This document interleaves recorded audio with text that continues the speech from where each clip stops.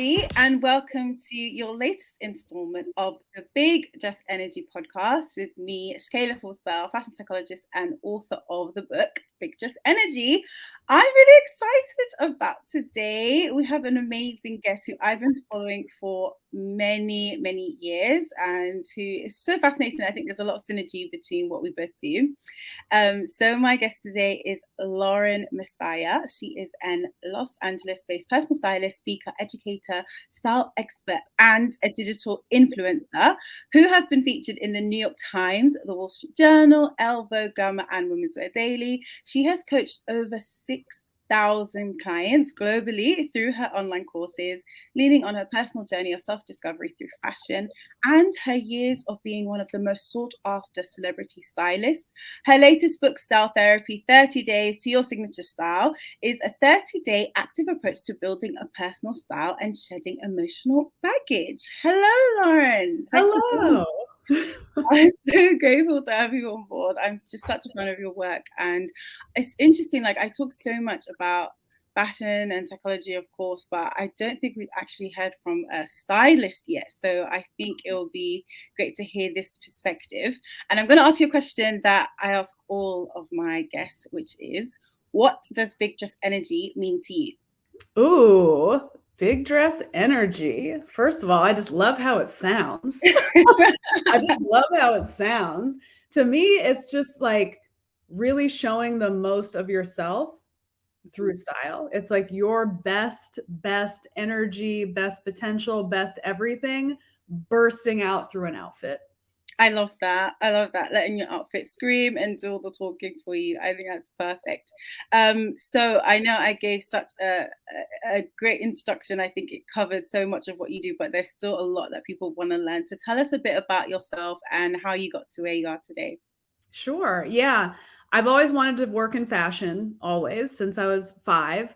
And I thought the only option was to be a designer. So I went to fashion design school, learned that not the best career path for me. Like, not a lot of money, a lot of like working your way up and up to where. So I started to work retail because I couldn't, survive after college. I was like, I guess I'll work retail. But for me, that really opened up the possibility for being a stylist. And back then, I didn't even know being a stylist was a job. But I loved to see how style could really transform a woman. And I loved how me helping someone choose an outfit could be a little part of their story. So if I was dressing someone for a date, I would be like, what if they get married? And it's because the outfit I helped them choose made them feel so confident. So like, it was part of their journey. I love that. Yeah, it was like, I was like, this is cool, but didn't know that it was a job. So I got a 9 to 5 so I could be like a normal adult and move out of my parents' house. But the call for fashion just kept pulling. And through that, I ended up doing celebrity styling. Hated that. Celebrities are annoying. They're annoying. And so I started to take the model that I used for dressing celebrities and turn that over to normal people because I love dressing the average person. And it just kind of snowballed from there. I noticed that style wasn't just about the clothes at all. That my clients were hiring me back because of the way that they felt during our sessions, the way that their lives were changing because of style. So I started to put a lot more of the personal development, self-help, psychology angle into my work, which turned into courses, which turned into a book. And I also teach the next generation of stylists how to start their own businesses. So it's just been this long flowing journey that's been really cool. I think that's amazing. And just from speaking to a lot of people who have started to, understand that connection of style and psychology and the deeper meanings behind it, it's so interesting. They always start out wanting to be designers. I think we're always fed that that's the main thing. And they didn't show us any other way. That was what you could do designer merchandising for fashion school. There was never anything else available, at least when I went to school back in the day. I know. So I'm just grateful now that there's been a lot more opportunities. And it's interesting that you say about your experience as a celebrity stylist. Now, I love some tea, and I don't know if you're allowed to share names, but if you could be a bit vague, what would you say is like, what's the worst experience, or maybe even what was the thing that made you say, no, this is not for me, celebrities, I can't. So the thing that drew me to styling from the start was that retail experience of working with regular people who are like, oh my gosh, I feel amazing. Thank you. And then when you enter into the celebrity world, what a lot of people don't know or understand is getting dressed is part of their job. So you don't get the same reward center activated of like, oh my God, thank you, Lord. Give me a hug. I look so amazing. You're like, cool, I have a 2:30. I've got to go. Or like, didn't my publicist say I don't want to wear purple? Yeah. But the publicist was like, she has to wear purple. So I don't get excited about seeing my name in print, where there's nothing wrong with that. But there's stylists who are like, oh my gosh, gather around. We're watching the award show because that's my girl that I put on the red carpet, or there's my name in Vogue. I don't care. Like, I care more about how the person feels. And for a lot of the celebrities, they don't give a crap about fashion. It's just literally part of their job. So it just it wasn't fulfilling to me. Like, it was still a cool job. It just wasn't fulfilling. So that was what was like, oh, wait. And then coupled with celebrities who are like, pick those up. I'm like, those are your dirty underwear. You pick them up. Why am I picking up your underwear? I'm like, I'm out. I can't do this. No, I completely get it. And yeah, like you said, it must be so rewarding to help people along their journey. I mean, I was reading some of your testimonials, and it really seemed that people felt that shift within their like personal world and their lives simply from changing their outfits and going through that aspect of it. So I completely get that as well. And I know in your ebook you talk about how when you grew up, which I thought was so interesting, you used clothes as a way to fit out. Can you tell us a little bit more about what that really means and kind of the role that clothes played in your formative years? Yeah, I am a hardcore introvert, like self-proclaimed weirdo, just don't I just never found my tribe ever. So I would use style to like kind of shape shift in a way to be like, oh, well, if I dress this way, can I like infiltrate this kind of world? But then understanding that it never really fit with those people anyways. So I'm like, cool, I'm just going to own up to being a misfit and a weirdo and just kind of do my own thing style wise. And whoever's attracted to it is attracted to it. It's that authenticity piece. So I think my whole journey with style from childhood was just a journey of self-discovery, like trying to figure out where I fit in. Do I like myself? No. What if I try this outfit? It's like, no. What if you get more in touch with who you actually are, dress accordingly, create your own tribe and environment? So styles always has been with me from the jump. Yeah, I think it's powerful, and I think a lot of people, they do that, but they don't realize it. They talk about the phases they go through adolescence and how they use their clothes to signify that. But it's because when you're trying to find yourself, your clothes it's the easiest vehicle for that self-expression, and we do that. We do it less so, I think, when we're adults, maybe when you find yourself a bit. But I think it's important that we go back a bit to that exploration phase when we're in our childhood, in our teen years, and just try to figure out who we are through our clothes. But that's what you're doing now with your clients, right? Yeah. And in Big Just Energy, I always talk about, it doesn't matter if you claim to be into fashion or not, because fashion is neither above nor beneath you. We're not nudists, we're not allowed to walk around the place naked. We have to wear clothes because we're always communicating, experiencing something through clothes, which is alignment with your formula, which is called the Where Do Have formula. And I think it's very useful for a lot of people. So can you tell us what it is and how you came up with it and how you created it? Yeah. So in the self-help world, there's something called be, do, have. So most people think you have to have a certain thing to get what you want, have what you want. But it's like, no, you actually have to embody who you want to be to get to what you want to have. So for me, where do have It's like there's too many people like, when I'm rich, I'll start dressing nice and then I'll get a great job and my life will be great. It's like, why don't you embody who you want to be? Because you can take on the energy of the clothes. Mm-hmm. Even my students who want to be stylists, I'm like, look in the mirror, dude. Like, if you think you're going to attract these, oh, I want all my clients to be like high paying and wealthy and da da da da da. I'm like, you look like a bum.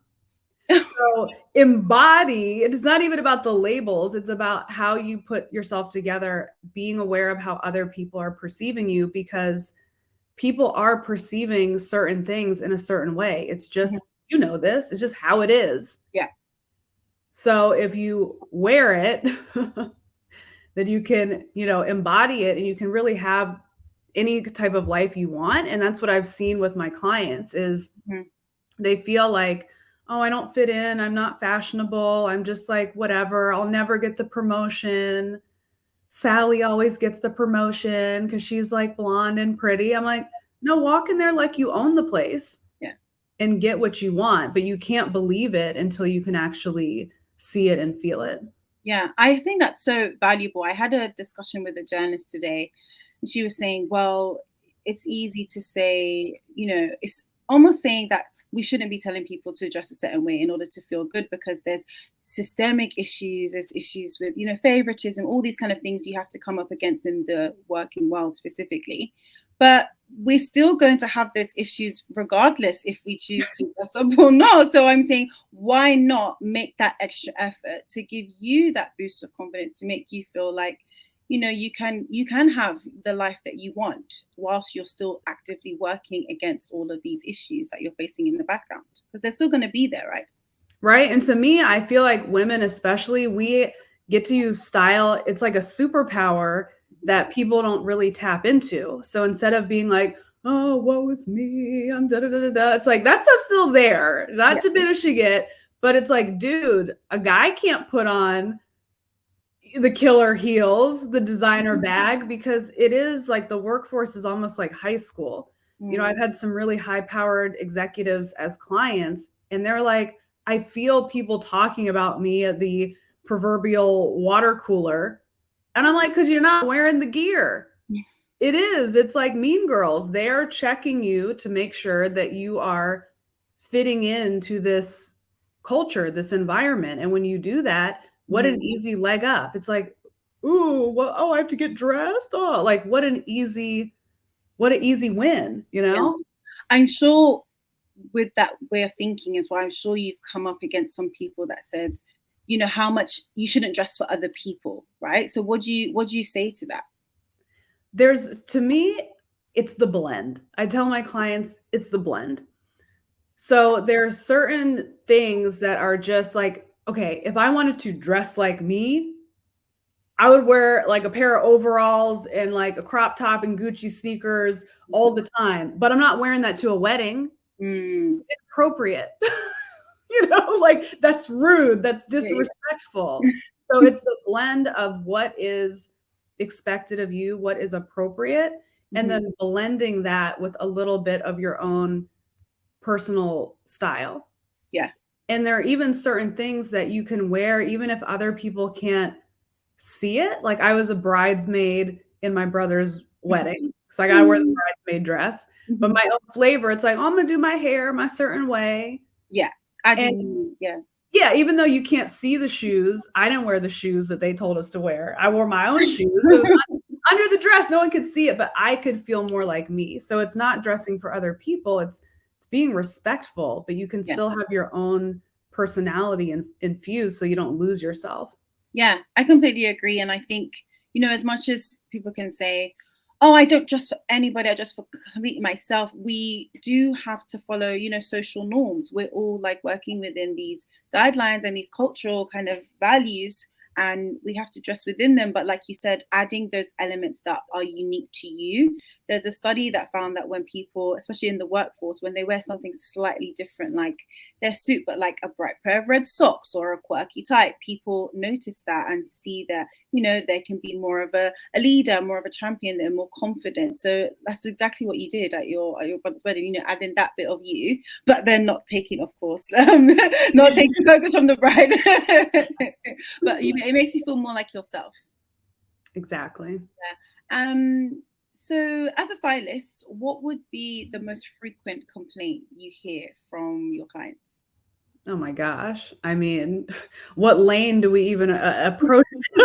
Which lane do we even address? Because there are so many. Mhm. A lot of people with my clients, their concern is that they won't be themselves anymore.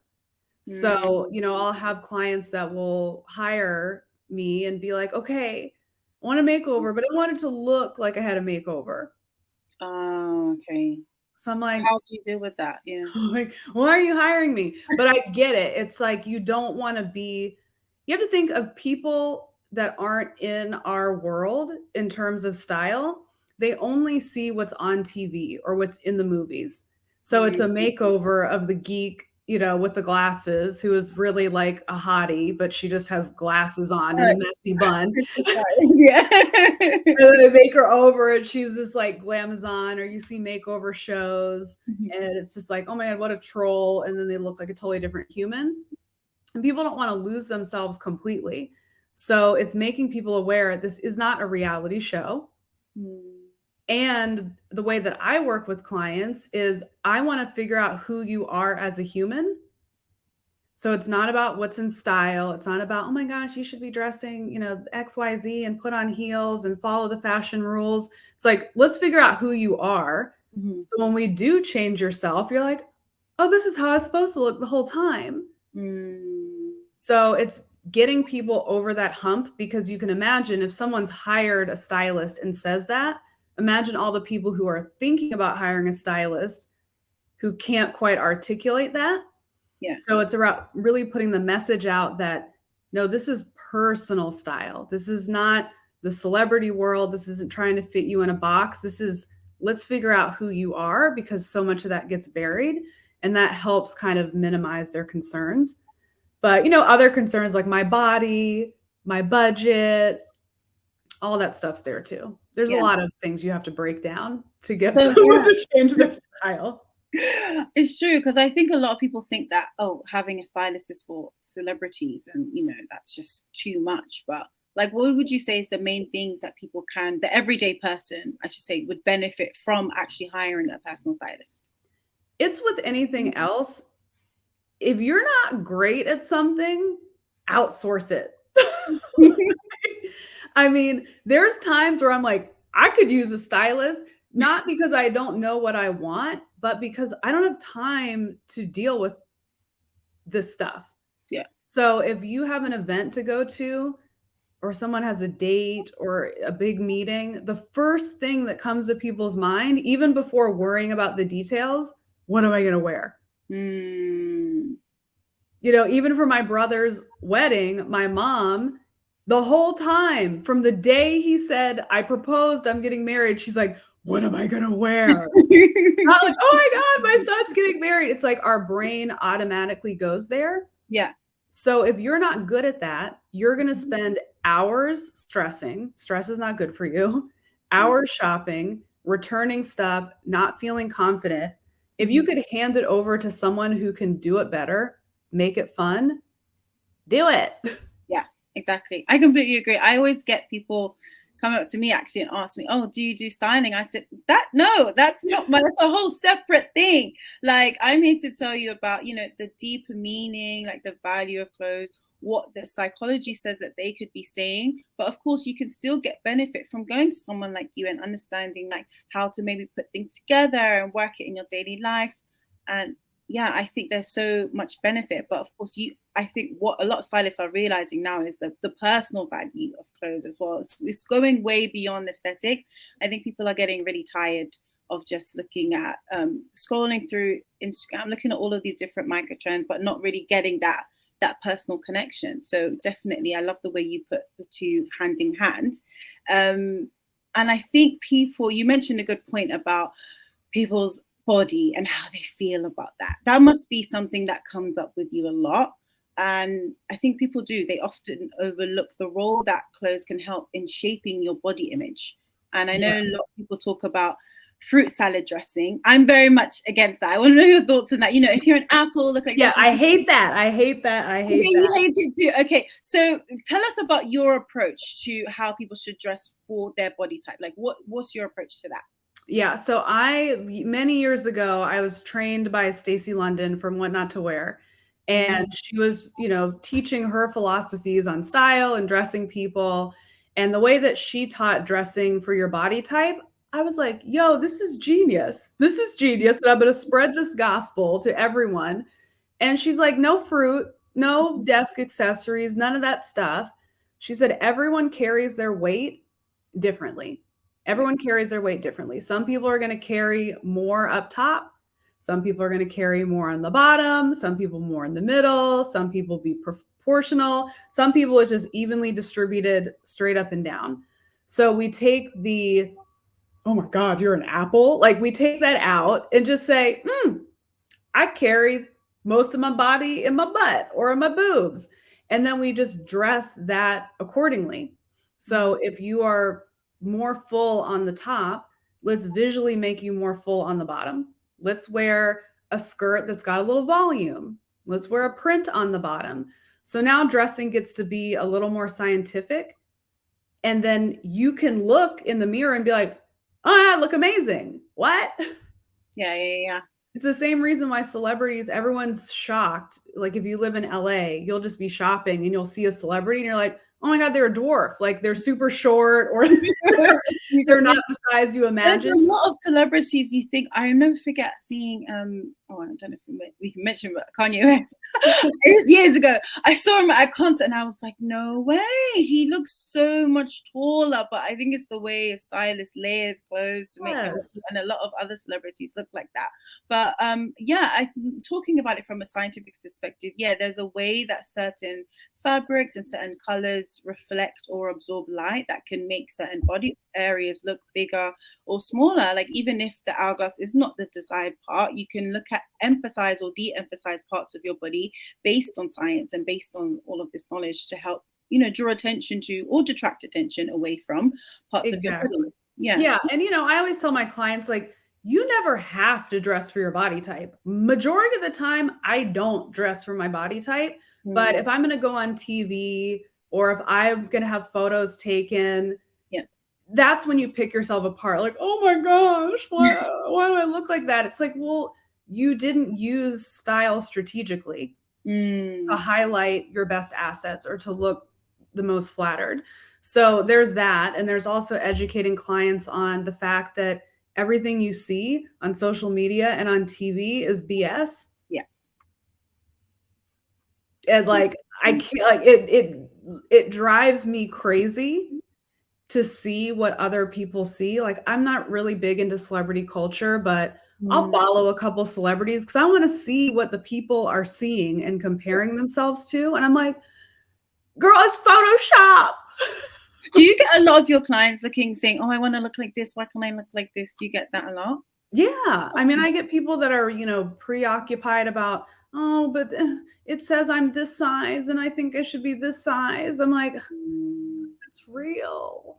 None of it's real. I did something about a piece on vanity sizing from Marie Claire, and doing the research really opened my eyes because, you can be a size 8 in one store and then go to another and you're a 12, and that messes with your self-concept and it messes with your body image a lot. That's why I always say, don't look at the labels. It's more about how you feel. And of course, I know that's what you talk about a lot, especially with the style therapy. So I want to get now into your book. I had a chance to look through it, and one thing I really liked was the selfie challenge.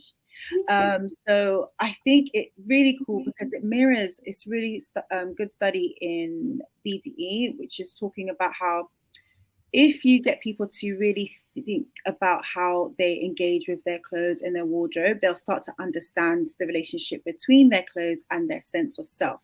And I think that's what you did in the selfie challenge. And I'm going to let you explain a bit about what it is. And then if you can tell us some of the results from it as well, I think that would be great.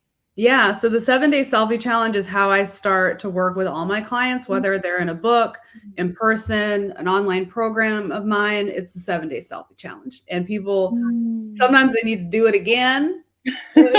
Like, time to revisit. But basically for 7 days, you take a mirror selfie of you in your outfit. You don't dress up for it. You just dress as you normally would.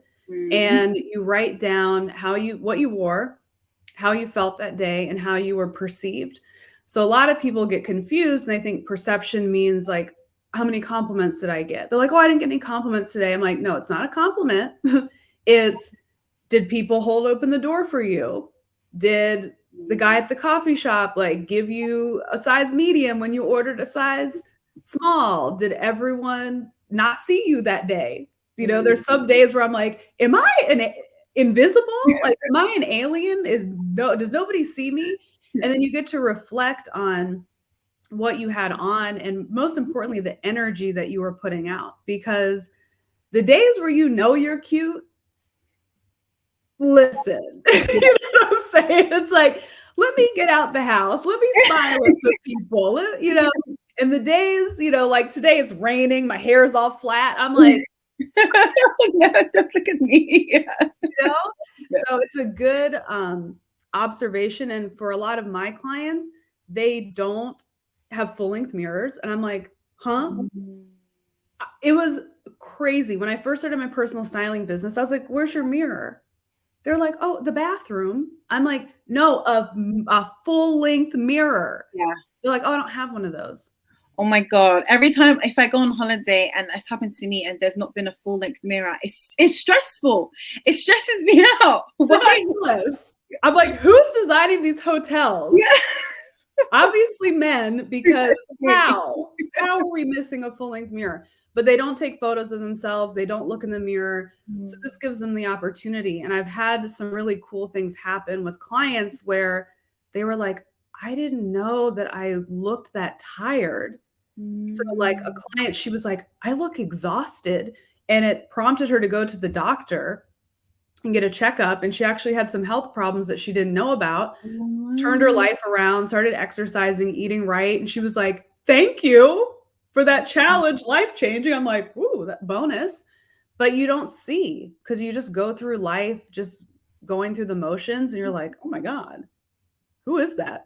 That's so interesting that you mentioned. That's actually made me think about maybe the reason a lot of people are just so detached from their style is because they don't want to confront themselves. You know, they don't want to deal with it, or they're worried about what they may see. But like you just mentioned, like you could realize something that might be missing, or it could even awaken something in you that's been sleeping for far too long. So yeah, I think it's so, having that confrontation through the selfie challenge, I think that's so innovative. I just love that.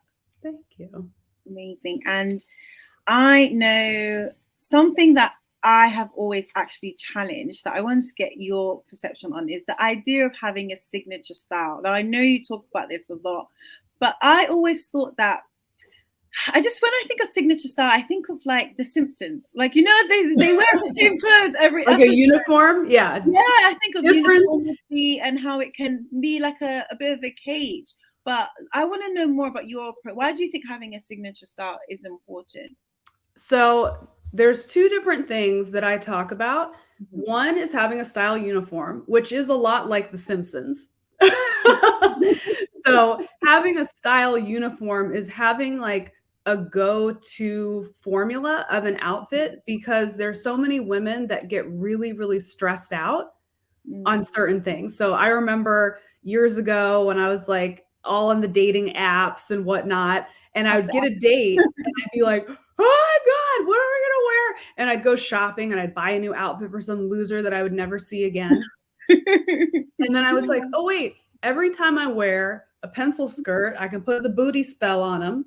And if I wear like a little crop top, like I feel sexy and I feel confident. So I'm like, let's just get some different combinations of that look. So when a date is booked, I don't have to lose my mind and I can just boom. So that's like a style uniform. Got it. Now, a signature style, this can change often because I think every time you evolve as a person and you kind of reach that next level, you're going to unlock a new signature style. So a signature style is not something you're stuck in for the rest of your life.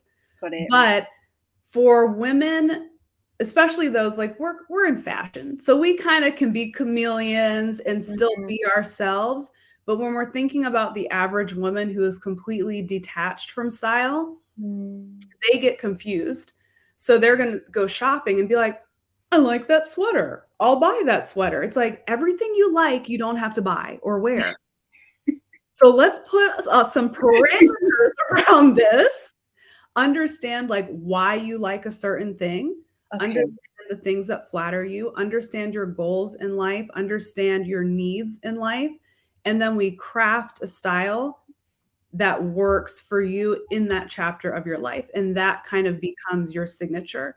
And I have in the book like different style types, but I encourage people to create their own because I don't like people to like just be put into a box. Yeah. But it's like, let's design your own. Maybe you want to be, you know, edgy classic with the tomboy twist. Like you get to create your own thing.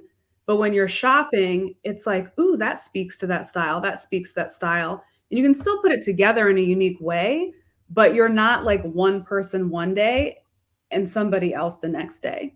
Yeah. I think that's true. Use your own perception of self. Yeah. I know sometimes I wake up and I'm like, right, we'll be right. And then I'm like, oh, we're going to be like boho goddess, like Lord of the Rings fairy. But I know for, the everyday person as well, they have more boundaries or limits on what they, and even what they can explore based on what they do in their day to day. So I think it may be for, ease of use. It's good to have that signature style or those guides. But I love the fact that you said that you don't just have to be beholden to one style. Like it will evolve as you evolve. Oh yeah. I mean, my signature style years ago, it's funny. One of my students, she has like a luxury resale company and she's like, oh, this bag like totally reminded me of you. I was like, that's like 2010, Lauren. You were like all black and leather jacket and pointy heels and edgy. And I'd only wear black. And now I like to wear color and just be a little more playful. So it changes and it could change in a month or 2 months. Who knows? Always different. Right now, color, playful. How else would you describe your current signature style right now? I would say definitely like a street style chic tomboy hybrid. I don't know. I like to be a little weird, a little oversized, a little, you know. It's like oversized, but there's always like a punch to your outfits. I love that. Yeah. So I don't know, it's fun. Like it's just because again, in this particular chapter of my life, it's just like, no limit, Lauren. We doing me. We having fun. I don't have a lot of I don't have a family. I don't have a lot of responsibility. It's just like have fun.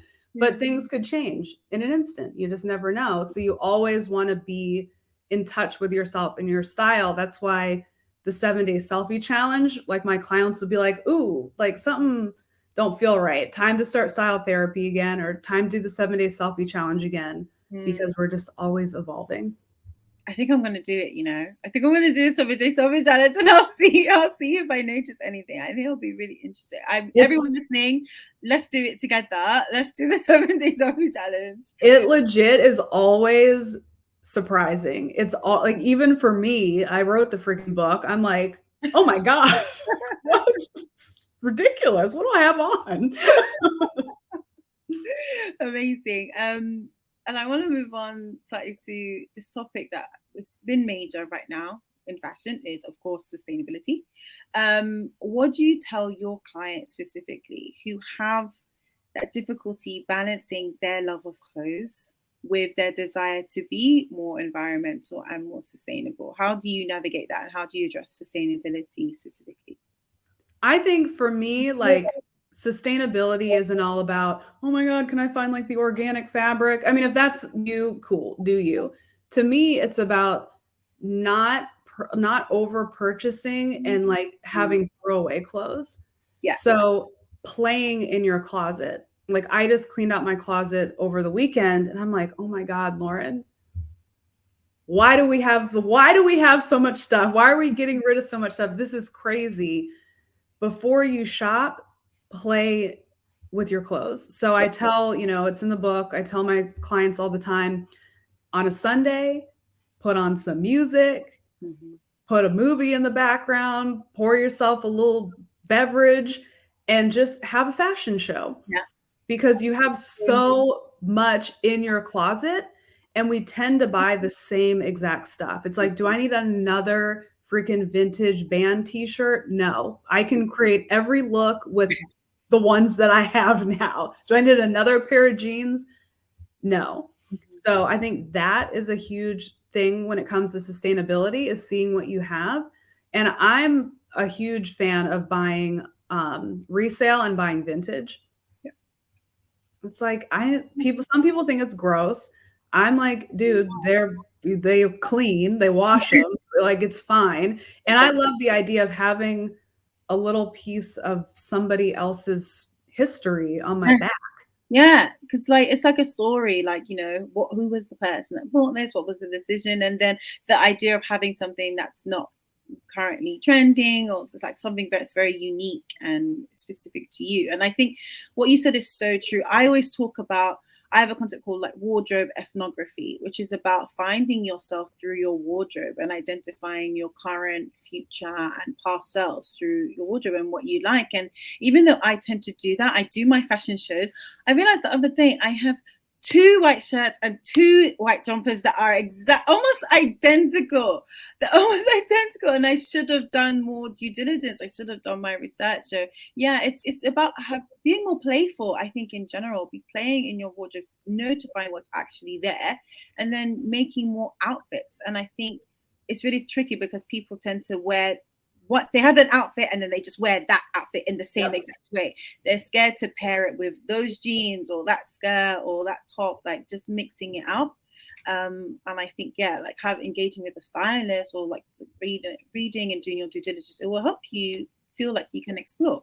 Yeah, and I think if you get in touch with your own emotional triggers when it comes to shopping and style, that can help you be more sustainable. Because I know, how people will just be bored and mindlessly eat. It's like you're not hungry, but you're having a snack. I'm guilty of that.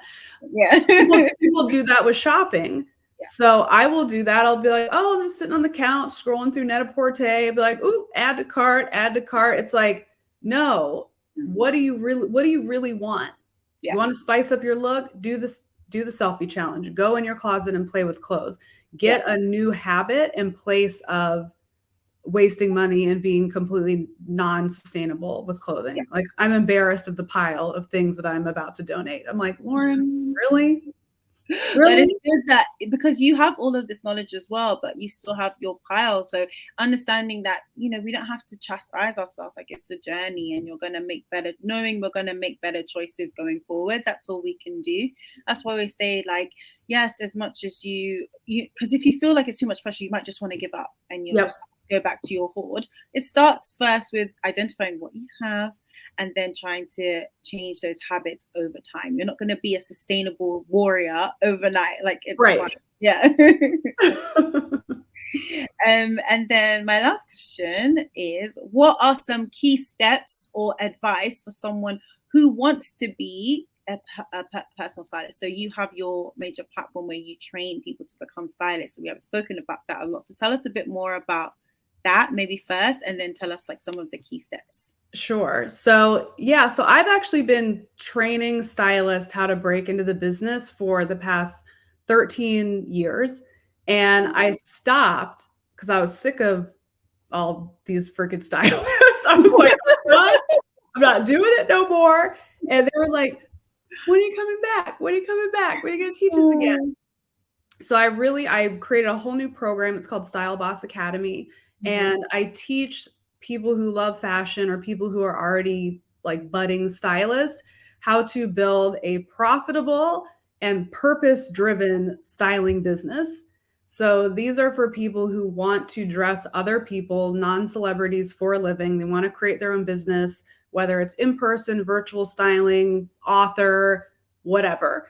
So my biggest piece of advice and my philosophy is get in touch with your purpose and the why behind dressing people, because I think that's what has caused me to have so much success over the years. Is I never wanted to be a stylist because I'm like, that looks like a glamorous job. Oh my gosh, I can shop all day. Amazing. Because let me tell you something, you ain't shopping all day. You are not. And there will come a point where you're like, if I have to go to the mall one more time, we'll lose it. So it's really getting in touch with what is your own personal journey that's making you want to share this. You know, for me, as we talked about in the beginning of this conversation, I'm an introvert. I was awkward. Style was the only way I could communicate with people. And it really helped me navigate through life, find myself, and really step into my fullest potential as a person, as a business owner. And I want to share that gift with other people. Like, it makes me feel really good to have people unlock. I mean, I hate this phrase for fashion people and stylists, but the best version of themselves. Like, I want people to unlock that. And that's what's able to fuel me into being like, ooh, how can I teach this better? How can I turn this into a book? How can I turn this into a program? How can I help more people? So for stylist, I'm like, there's something that happened with you, to you, that made you say, this is what I want to do for a living. This is how I want to help people. So when you get in touch with that, it enables you to keep going and learn all the stuff that's not glamorous about being a business owner. Because if you think you could skip the business stuff, you're wrong, unless you don't want to make any money. Yeah. So I think, listen, you heard Lauren say it's not all glitz and glam. You know, figure out your purpose and your reason. I guess figure out your why first. Yep. Absolutely. Yeah. I love it. Thank you so much, Lauren. I've loved this conversation so much. I'm so glad you could join us. Can you tell everybody where they can follow you and where they can hear about what you have going on next? Yeah, so definitely follow me on Instagram. It's just my name, Lauren Messsiah. Website also my name, laurenmessiah.com. And then I also have a YouTube channel that is loaded with videos about personal style, like dressing yourself. And there's also a ton of videos about starting your own business as a personal stylist. So it's just youtube.com/Lauren Messsiah. So there's like a wealth of goodies across social that are free. DM me, say what's up. Amazing. Thank you. Lauren Messsiah, the Messiah of style. Thank you so much for joining us. This has been Big Just Energy, the podcast. Me, Shakaila Forbes-Bell. Again, you can follow me on Instagram at Shakaila Elise, or follow us as well on Fashion is Psychology, or go to fashionissPsychology.com. Since I've done this recording, Big Just Energy actually became a bestseller on Amazon. Yay! So everyone, you know, Christmas is coming up. People want that Big Just Energy for Christmas. So go and get your copy. And whilst you're at it, if you go just a bit to the right, I think in similar products, you'll see Lauren's book there, Style Therapy, that get the both of them. So thank you so much for listening, and see you soon. Bye.